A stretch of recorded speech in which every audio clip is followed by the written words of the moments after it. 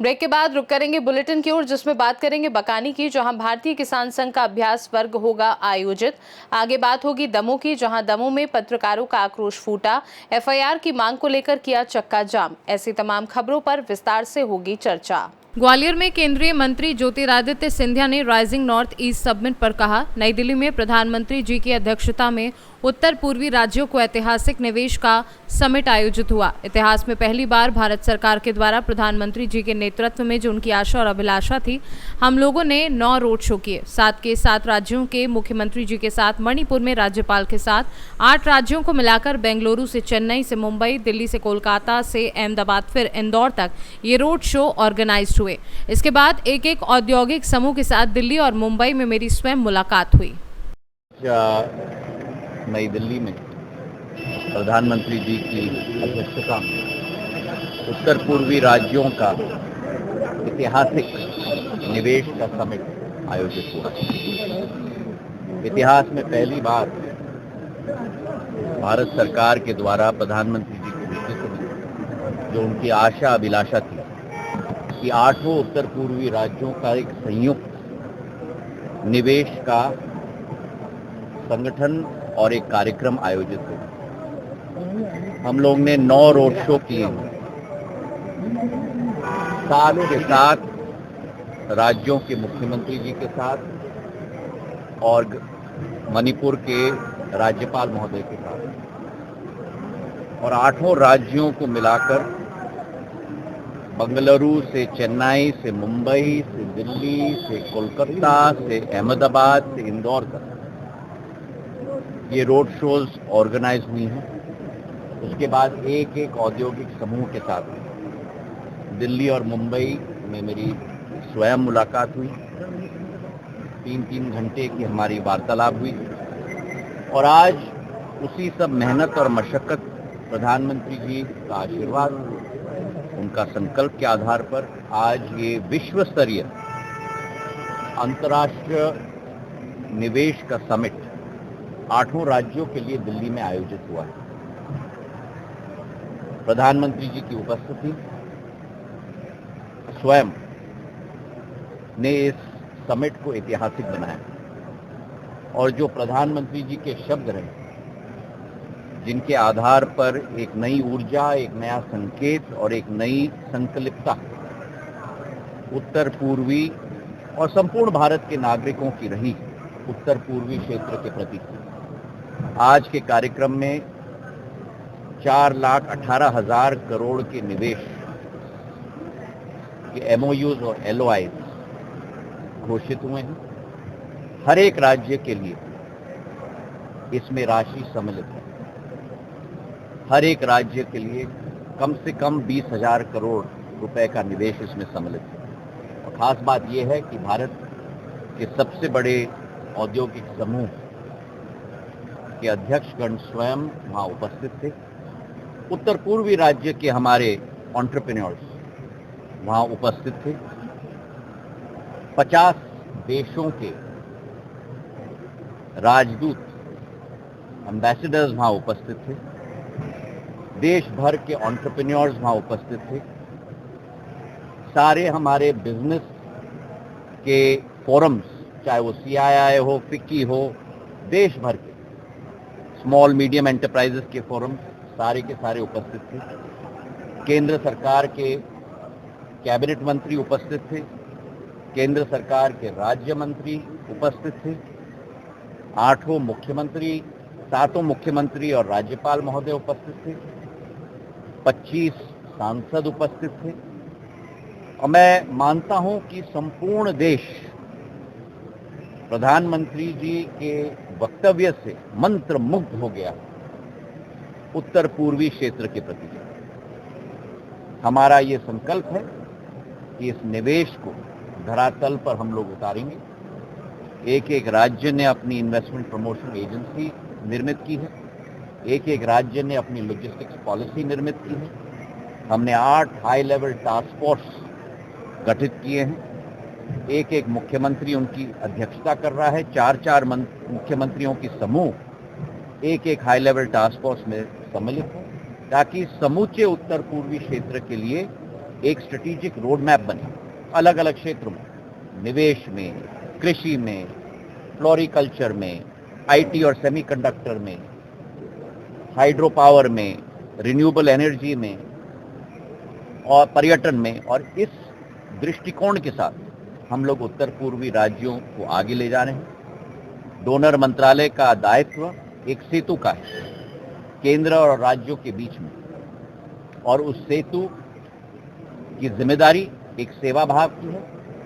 सेतु की जिम्मेदारी एक एक राज्य के मुख्यमंत्री, उनके पूर्ण प्रशासन को सहायता देना, उनके संपूर्ण स्ट्रैटेजी को जमीन पर उतारना, ये हम लोगों का संकल्प है। तो एक साल की हमारी जो मेहनत मंत्रालय की रही, पिछले 6 महीनों में हमने अष्टलक्ष्मी महोत्सव, सांस्कृतिक और कला का कार्यक्रम और हस्तशिल्प का कार्यक्रम भारत मंडपम में आयोजित किया था। नवंबर के माह में स्वयं मुख्यमंत्री जी ने उसका स्वयं प्रधानमंत्री जी ने उसका उद्घाटन किया था। दिसंबर के माह में त्रिपुरा में बैंकिंग समिट हमने आयोजित की थी, गृह मंत्री जी अमित शाह जी के नेतृत्व में। और अब भारत मंडपम में 6 महीने बाद इन्वेस्टमेंट समिट प्रधानमंत्री जी नरेंद्र मोदी जी की अध्यक्षता में आयोजित किया गया। आज और कल ये इन्वेस्टमेंट समिट चलेगा। मुझे आशा है कि 4,18,000 करोड़ का आंकड़ा जो अभी है वो कई गुना बढ़कर कल शाम तक जब समापन का समारोह होगा तो नई घोषणा हम लोग तब कर पाएंगे। बहुत बहुत धन्यवाद। राहुल गांधी ने 3 सवाल करे हैं विदेश मंत्री जी से, कहा है कि विदेश नीति के मामले राहुल गांधी जी की यही आदत है कि देश की एकता, अखंडता और देश के मान सम्मान पर प्रश्नकाल करना। और कहां 140 करोड़ जनता एक हो रही है, और कुछ तत्व हैं जो भारत की प्रभुता, भारत की एकता, और जब सामने आतंकवादी और दुश्मन हैं, उस समय में भी प्रश्न करना, ये मुझे सीमा से तैर है। क्या विचारधारा है, ये शायद आपका इस प्रश्न का उत्तर न दे पाएंगे, ना हम दे पाएंगे। बहुत बहुत धन्यवाद। ग्वालियर से सीनू संवाददाता शिवम सिंह चौहान की रिपोर्ट।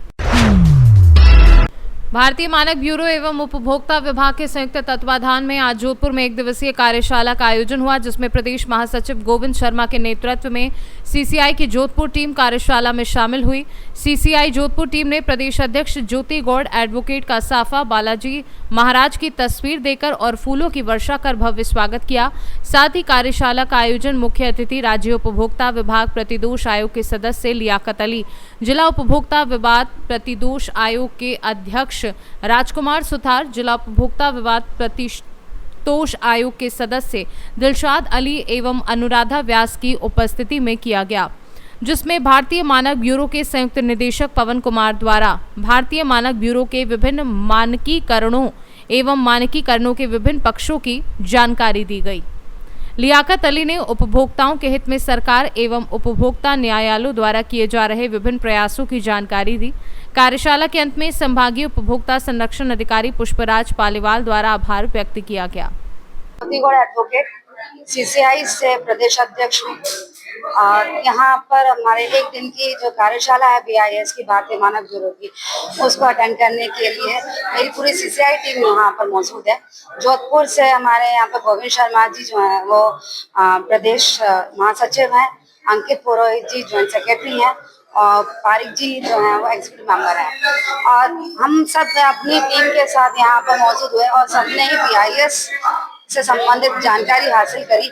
और हमारे जो टीम है वो जोधपुर और इसके अलावा 25 स्टेट्स में वर्क कर रही है, जो बीआईएस हो या consumer protection act and food prevention act पर वर्किंग कर रही है और लोगों को जागरूक करते हैं। हम कैंप्स लगा करके स्कूल्स में, कॉलेजेस में जा करके उनको अवेयर कर रहे हैं, ताकि एक लॉ उसमें भी जा करके लोगों को मालूम पड़ सके, जागरूक हो सके और वो ठगी से बच सके। मानक ब्यूरो एवं उपभोक्ता मामले विभाग के संयुक्त तत्वाधान में उपभोक्ता मानकीकरण एवं सशक्तिकरण कार्यशाला का आयोजन अटल सेवा केंद्र में आयोजित किया गया। उपभोक्ताओं को जानकारी दी गई कि गुणवत्ता की जो चिन्ह है उसका क्या महत्व है और भारतीय मानक ब्यूरो किस तरीके से उपभोक्ताओं में जागरूकता के लिए कार्य कर रहा है। उपस्थित उपभोक्ताओं को हॉलमार्क के बारे में जानकारी दी गई। हॉलमार्क के अलावा ISI मार्क क्या होता है और उपभोक्ता BIS केयर के माध्यम से शिकायत भी प्रस्तुत कर सकता है यदि उसको गलत दुरुपयोग करने वाले अगर चिन्ह प्राप्त होते हैं या कोई उत्पाद प्राप्त होता है तो अपना शिकायत भी उपभोक्ता भारतीय मानक ब्यूरो को कर सकता है। और इसके अतिरिक्त जो उपभोक्ता थे इनके प्रश्नों के उत्तर भी इस कार्यशाला में दिए गए और उनकी जिज्ञासाओं को भी दूर किया गया। मैं भारतीय मानक ब्यूरो और उपभोक्ता मामले विभाग को विशेष तौर पे धन्यवाद और उनका आभार प्रकट करता हूँ। धन्यवाद। उपभोक्ता आयोग जोधपुर से सी न्यूज़ संवाददाता आनंद शर्मा की रिपोर्ट। भारतीय किसान संघ की जिला झालावाड़ की जिला बैठक किसान भवन झालावाड़ में जिला उपाध्यक्ष रामचंद्र पाटीदार की अध्यक्षता में आयोजित हुई। प्रांत अध्यक्ष शंकर लाल नागर ने बताया है कि 10 जून से पूर्व शेष रही ग्राम समितियों का गठन करना और सभी का प्रशिक्षण कर बहुत जरूरी है। बैठक में जिला अभ्यास वर्ग और सभी तहसीलों के आगामी जून माह में अभ्यास वर्ग की प्रभावी योजना तैयार की गई है।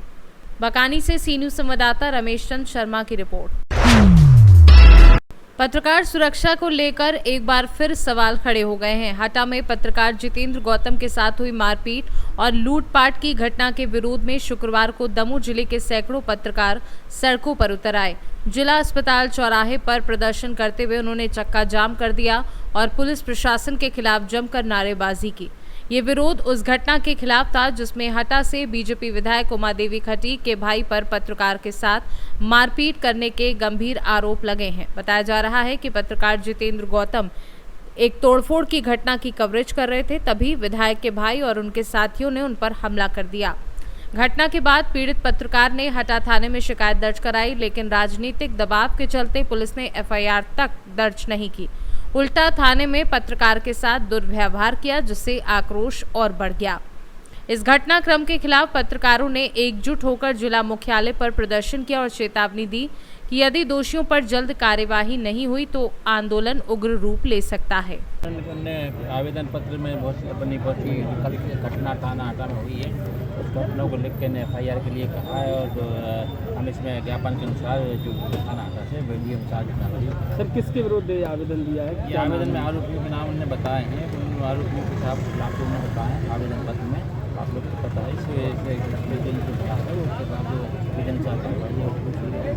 विधायक के बेटों पे आरोप है सर, ये देखिए जो कानून के सामने सब बराबर है, इसमें जो भी जांच होगी।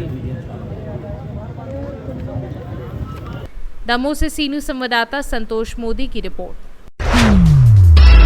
मेरठ में उप जिलाधिकारी के आदेश पर मवाना तहसील की टीम में पुलिस फोर्स से की गई थी कब्जा दिलवाने अधिकारियों के हटते ही उखाड़ कर फेक पिलर।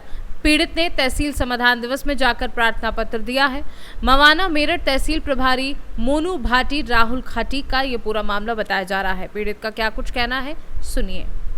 क्या मामला? ये हमारे मेरठ के निवासी अंकुर गुप्ता जी मेरे दोस्त है, इनकी एक ज़मीन है जो खुद मवाना में, और जिसे जो है जो पड़ोसी ने बराबर में जो नाली है, सरकारी नाली जोत के उसे अपने मिला ली और इनकी ज़मीन में नाली खोदती, इनकी ज़मीन कब्जा ली। तो SDM साहब ने टीम बनाकर कल टीम भेजी थी और टीम ने सारी पैमाइश करके अपने उन पर काट दिए थे। वो सब हमारे पास है, वो सब सारे संदेह सूत्र जो है सब हम पे काट दिए थे। और इन लोगों ने जो है जो सुनील त्यागी अनिल त्यागी उस लड़के ने रात मौके पर जाके और सारे संदेह तोड़ दिए, उसको प्लेन कर दिया गया है और इनको मारने की कोशिश करी, चांस में धमकी दे रहे हैं। यही बात को लेकर आज जो है हमने प्रार्थना पत्र SO साहब को दिया है, जिसमें वो कार्रवाई के लिए उन्होंने चौकी इंचार्ज और लेखपाल को लिखा है। ये हमने इन्हें दिया है। हम चाहते हैं कि जो है इनकी जो जमीन के पैमाइश करवा के इनके वो साथ ही न्याय किया जाए। मेरठ से सी न्यूज़ संवाददाता आमिर की रिपोर्ट। सोनभद्र में विवाहिता ने अपने घर से थोड़ी दूरी पर पेड़ में साड़ी के फंदे से फांसी लगा के मौत को गले लगा लिया। पति पत्नी में घटना से कुछ देर पहले विवाद हुआ था। पति से झगड़े के बाद विवाहिता ने गुस्से में फांसी लगाकर जान दे दी। घटना के दौरान पति पत्नी के अतिरिक्त अन्य शादी में शामिल होने गए थे अन्यत्र। घटना जुगैल थाना क्षेत्र के ग्राम चतरवार टोला चिल्हावा की बताई जा रही है। सोनभद्र से सी न्यूज़ संवाददाता राजेश गोस्वामी की रिपोर्ट। फिलहाल के लिए इस बुलेटिन में बस इतना ही। देश दुनिया की बाकी खबरों को जानने के लिए आप देखते रहिए सी न्यूज़ भारत।